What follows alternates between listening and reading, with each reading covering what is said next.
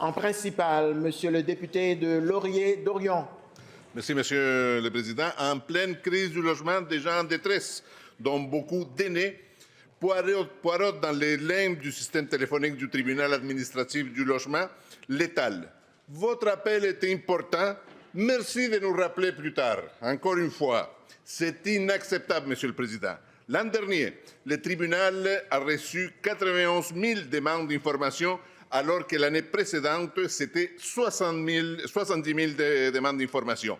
Une augmentation de 130 %, Monsieur le Président. Pourtant, les budgets du tribunal n'ont pratiquement pas augmenté depuis l'arrivée de la CAQ au pouvoir et surtout, le nombre d'employés a baissé.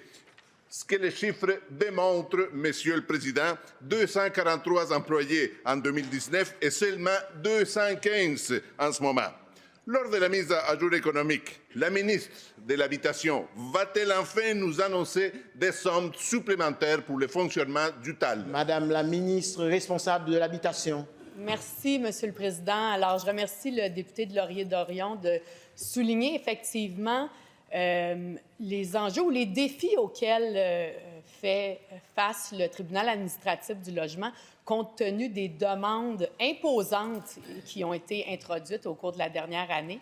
On en est bien conscient. Je peux vous dire que toute l'équipe du TAL est à revoir leur façon de procéder pour optimiser.